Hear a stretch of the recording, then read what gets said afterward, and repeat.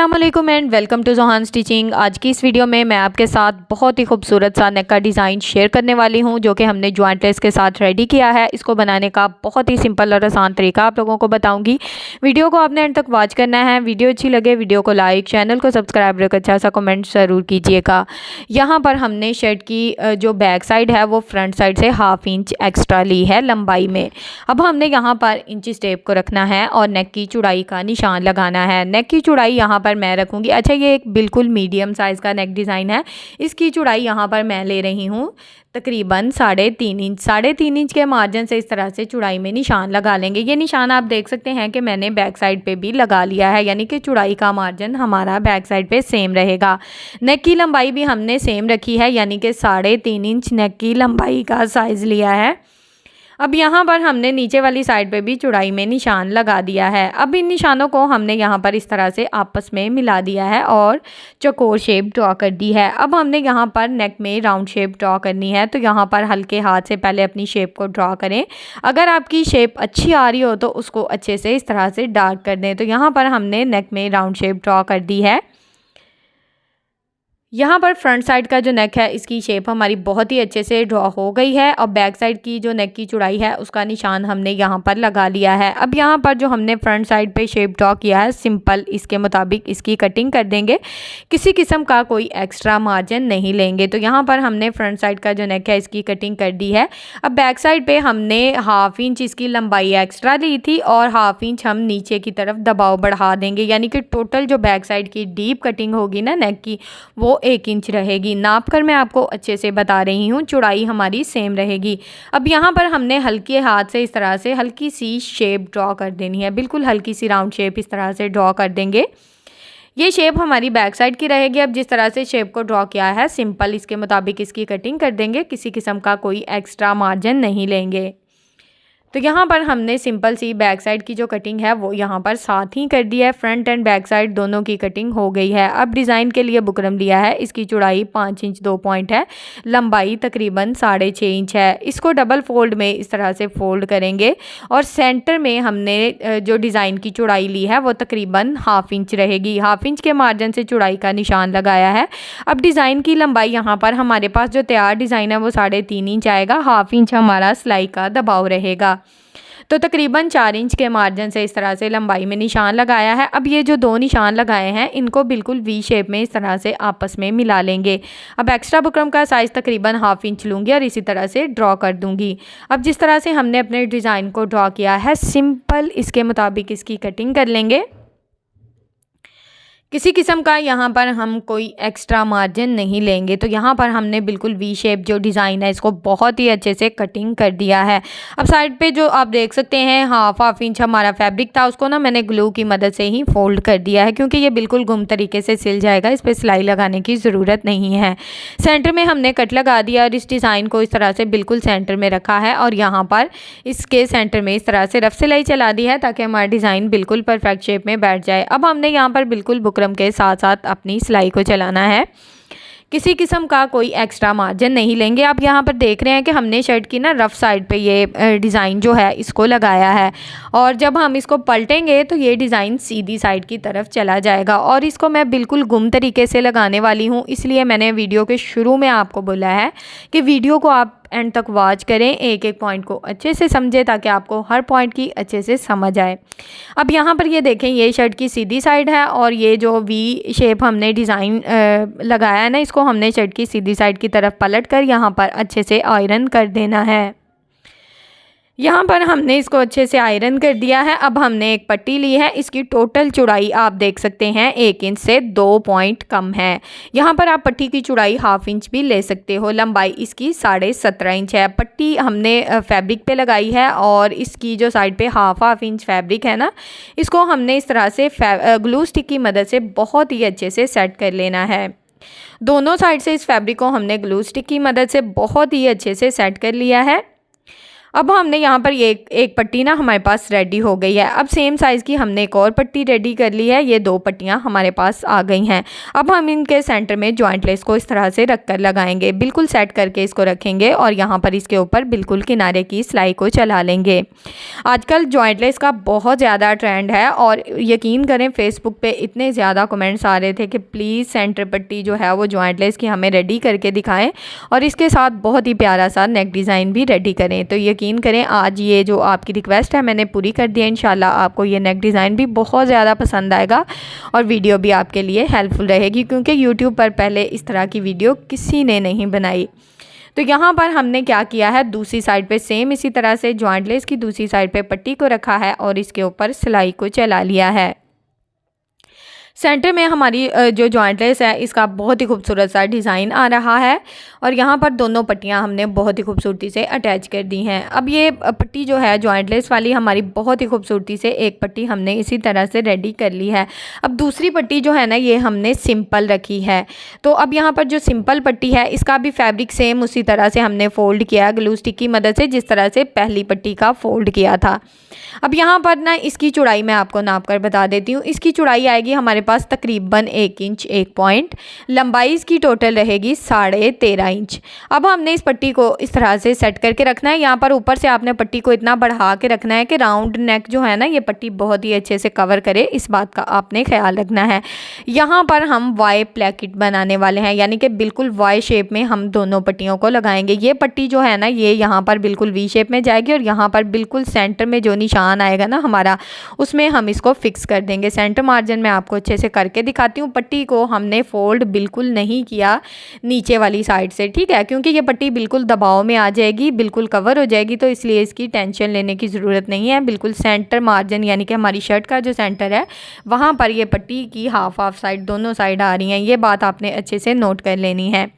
अब यहाँ पर दूसरी साइड पे हम हल्की सी बिल्कुल बारीक सी लेस को लगाएंगे और इसी तरह से यहाँ पर बिल्कुल किनारे की सिलाई को चला देंगे। तो ये लेस हमारी बहुत ही अच्छे से एक साइड पे हमने लेस को लगाया, ज़्यादा भर भर के मैंने लेस को नहीं लगाया ताकि हमारा जो नेक है वो बिल्कुल ना ब्रांडेड स्टाइल में बने, यूनिक और बिल्कुल इसकी डिफरेंट लुक आए। तो यहाँ पर मैंने बिल्कुल हल्की फुल्की सी एक साइड पर इस तरह से लेस को लगा दिया है। अब एक साइड की पट्टी तो हमने बहुत ही अच्छे से ज्वाइंट कर ली है। अब जो ज्वाइंट लेस वाली पट्टी थी ना इसको भी इसी तरह से हम सेट करेंगे। यहाँ पर पट्टी को राउंड नेक से आप चेक कर सकते हैं कि यहाँ पर ये चेक करें कि हमने बढ़ा के रखा है, कम नहीं रखना। अब यहाँ पर इसके ऊपर भी सेम इसी तरह से सिलाई को चला लेंगे। अब ये जो नीचे वाली पट्टी है आप इसको चेक कर सकते हैं कि कितने अच्छे से बिल्कुल सेंटर जो हमारी पट्टी का आ रहा है उसमें बहुत ही खूबसूरती से ये कवर हो रही है। इसका जो लेस का एक्स्ट्रा मार्जिन था फोल्डिंग का वो भी बहुत ही अच्छे से कवर हो गया है। यहाँ पर बड़ी वाली पट्टी का भी सेंटर मार्जिन सेम ही रहेगा, यानी एक पट्टी के ऊपर दूसरी पट्टी जो है वो बहुत ही अच्छे से ज्वाइंट हो गई है। अब हमने यहाँ पर क्या करना है, यहाँ पर ना हमने नीचे से जो ये वाला फैब्रिक रहेगा ये हमारी शर्ट का सेंटर है और यहाँ पर पट्टी को इस तरह से हल्का सा फैब्रिक को नीचे की तरफ फोल्ड करके इसको अच्छे से नीट कर लेंगे। अब यहाँ पर दूसरी साइड पे मैं लेस लगाने वाली हूँ, सेम वही लेस यानी कि वन साइड लेस लगाऊंगी ताकि इस साइड पे भी हमारे जो डिज़ाइन है इसमें खूबसूरती आ सके। तो यहाँ पर ना डिज़ाइन के हिसाब से लेस को इस तरह से कट करके नीट कर लेना है ताकि लेस को फोल्ड करने की ज़रूरत ना पड़े। डिज़ाइन के हिसाब से लेस को कट कर लेंगे तो लेस हमारी नीट रहेगी। अब लेस को इस तरह से पट्टी के दबाव में रखना है और इसके ऊपर बिल्कुल किनारे की सिलाई को चला देना है। तो यहाँ तक अगर आप लोग मेरी वीडियो देख रहे हो तो प्लीज़ जल्दी से मेरी वीडियो को लाइक कर दें, मेरे चैनल को सब्सक्राइब कर लें और एक अच्छा सा कमेंट करके ज़रूर बताएं कि आपको मेरी आज की वीडियो कैसी लगी। मेरी टोटली वीडियोस मेरी बिगनर्स बहनों के लिए होती है ताकि आप लोग घर बैठे अपने सूट को बहुत ही खूबसूरती से डिज़ाइन कर सकें। अगर आप टेलर हैं तो आप अपने कस्टमर का दिल खुश कर सकें। इतना सिंपल और आसान तरीका बताऊँगी कि इंशाल्लाह आपका जो सूट है वो बहुत ही खूबसूरती से रेडी होगा। अब यहाँ पर देखें सेंटर पट्टी हमारी बिल्कुल वाई शेप में बहुत ही अच्छे से लग गई है। अब एक्स्ट्रा मार्जिन जो होगा ये शर्ट को रफ साइड पे इस तरह से रखते हुए कट करना है। रफ साइड से भी आप देखें कि हमारी शर्ट कितनी नीट है। वाई प्लेकेट यहाँ पर हमारी रेडी हो चुकी है। अब यहाँ पर हमने फ्रंट एंड बैक साइड के शोल्डर की सिलाई चला देनी है। तो यहाँ पर हमने दोनों शोल्डर की सिलाई चलाई। अच्छा, कॉर्नर से मैं सिलाई को डबल करती हूँ हमेशा, क्योंकि यहाँ पर जब हम कॉलर लगाते हैं तो हमारी जो सिलाई है वो रफ़ हो जाती है, वो सिलाई निकल जाती है। यहाँ पर सिलाई को अच्छे से पक्का किया करें। अब यहाँ पर धागे को कट कर देंगे। अब ये जो कॉर्नर है इस तरह से शर्ट को पकड़ेंगे और यहाँ पर ये जो कॉर्नर है ना, इनको इस तरह से हल्का सा डाउन कर देंगे। ये देखें इस तरह से ना झोल नहीं आएंगे। जब आप कॉलर अटैच करेंगे अपनी शर्ट के साथ तो बिल्कुल भी इसमें झोल नहीं आएंगे। बहुत ही सफाई से आपका कॉलर लगकर रेडी होगा। अब शर्ट की फ्रंट एंड बैक साइड को इस तरह से मैंने सेट करके रखा है। यहाँ पर राउंड में देखें किस तरह से राउंड में मैं इंची टेप को घुमा रही हूँ, बिल्कुल इसी तरह से घुमाते जाना है। और यहाँ पर नाप कर आप चेक कर लें कि तकरीबन 8.5 इंच से 1 पॉइंट कम हमने अपने कॉलर की जो गुलाई है वो रखनी है। अब यहाँ पर बुकरम का पीस लिया है, इसकी लंबाई तकरीबन डबल फोल्ड में 8.5 इंच है, सॉरी चौड़ाई डबल फोल्ड में 8.5 इंच है और लंबाई तकरीबन 6 इंच है। अब हमने इसकी एक साइड पे इस तरह से जो हमारा बुकरम का मार्जिन ऊपर नीचे है इसको बराबर कर लिया है। अब यहाँ पर आपने अपनी शर्ट का जो बैक नेक की चौड़ाई रखी होगी, यानी कि हमने अपनी बैक नेक की जो चौड़ाई और फ्रंट नेक की चौड़ाई सेम रखी है। तो यहाँ पर बैक नेक की चौड़ाई तकरीबन 3.5 इंच थी, तो 3.5 इंच के मार्जिन से इस तरह से हमने निशान लगा दिया है। अब यहाँ पर आ जाती है हमारी फ्रंट नेक। तो यहाँ पर हम फ्रंट नेक के लिए इस तरह से हल्की सी शेप देंगे। यहाँ पर जो ओपन वाली साइड है ना बुकरम की, ये हमारी फ्रंट नेक की शेप यहाँ पर ड्रॉ करेंगे। बैक साइड पे हमारा बुकरम बिल्कुल बंद वाली साइड आएगी, ठीक है। फ्रंट नेक पे हमने इस तरह से हल्की सी शेप ड्रॉ की है। शेप का मार्जिन क्या है ये मैं आपको अच्छे से नाप कर बताऊँगी। यहाँ पर हमने इस तरह से जो भी हमारे कॉलर का साइज़ होगा उसको इस तरह से राउंड में इंची स्टेप को घुमाते हुए बहुत ही अच्छे से ले लेना है। तो यहाँ पर हमारा जो था तकरीबन 8.5 इंच से 1 पॉइंट कम था हमारा मार्जिन, तो इस तरह से हमने मार्जिन का निशान लगा लिया है। अब हमने क्या करना है ये देखिए, यहाँ पर हमने तकरीबन 2 इंच से 2 पॉइंट कम के मार्जिन पे हल्की सी राउंड शेप को ड्रॉ करना शुरू किया था और इसकी जो लंबाई है तकरीबन हमने 2 इंच तक इसको ऊपर राउंड में घुमाया है, ठीक है। इस तरह से आपको मार्जिन का अंदाज़ा रहेगा। अब यहाँ पर हमने तकरीबन 1 इंच से 2 पॉइंट कम जो है अपने कॉलर की चौड़ाई रखी है। यहाँ पर अगर आप 1 इंच का कॉलर बनाना चाहते हैं तो 1 इंच का भी बना सकते हैं, यानी कि कॉलर की आप चौड़ाई ज़्यादा भी कर सकते हो और कम भी कर सकते हो। अब जिस तरह से हमने बिल्कुल एक जैसे निशान लगाने हैं क्योंकि हमें कॉलर की चौड़ाई बिल्कुल एक जैसी चाहिए, तो ये निशान हमने बहुत ही अच्छे से लगा लिए हैं। बिल्कुल हल्के से डॉट्स लगाकर इन निशान को लगाया है और इन निशानों को अच्छे से डार्क कर लिया है ताकि आपको बहुत ही अच्छे से इसकी समझ आए। यहाँ पर हम इसकी हल्की सी शेप देंगे। तो यहाँ पर ना ऊपर से हमारी शेप इस तरह से थोड़ी सी तिरछी जाएगी, ठीक है। ये शेप जो है ना इस तरह से जो साइड के कॉर्नर है हमारे कॉलर के वो बिल्कुल भी नहीं बढ़ते। अब यहाँ पर हमने जिस तरह से अपने कॉलर को ड्रॉ किया है सिंपल इसके मुताबिक इसकी कटिंग कर लेंगे। किसी किस्म का कोई एक्स्ट्रा मार्जिन नहीं लेंगे।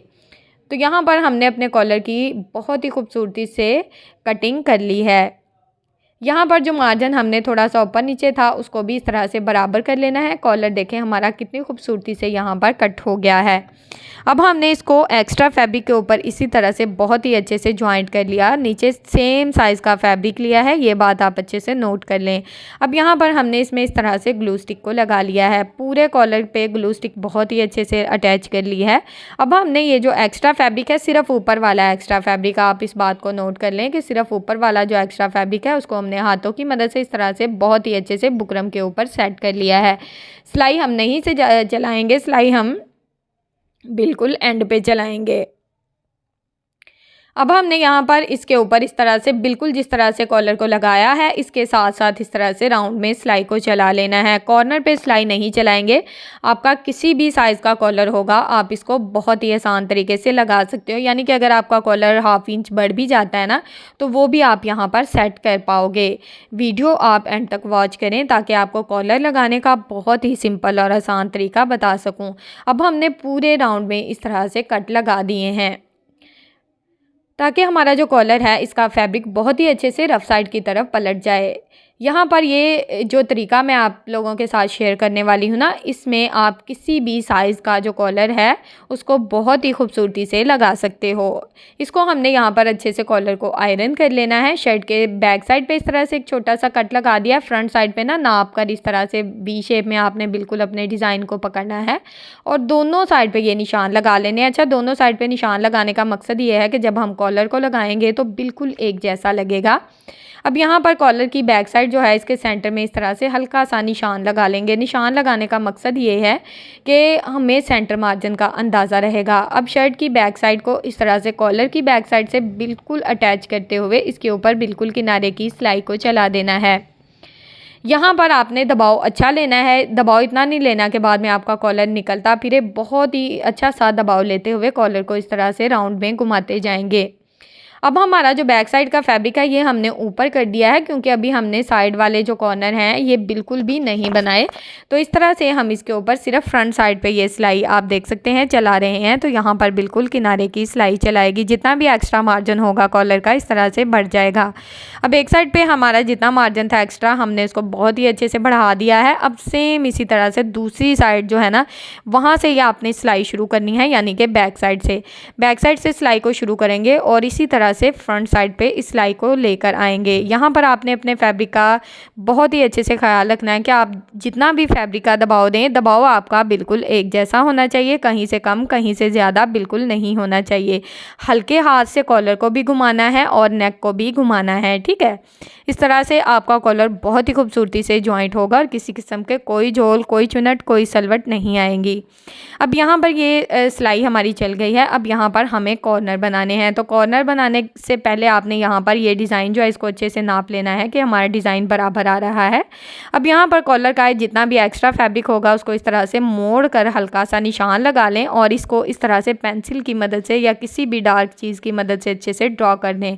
अब बैक साइड का जो फैब्रिक होगा इसको थोड़ा सा बढ़ा के यहाँ पर फैब्रिक का दबाव बढ़ा के मैंने इस तरह से सेट किया है और इसके ऊपर हमने अपनी सिलाई को चला देना है। सिलाई यहाँ पर मैं डबल चलाऊँगी ताकि सिलाई बाद में निकले ना। अब ज़रा चेक करें कि कॉर्नर हमारा कितने अच्छे से जो डिज़ाइन का है ना वो यहाँ पर बनेगा, ना तो बढ़ेगा ना कम होगा। एक्स्ट्रा फैब्रिक यहाँ पर हम कट करके बहुत ही अच्छे से ये देखें नीट कर लेंगे।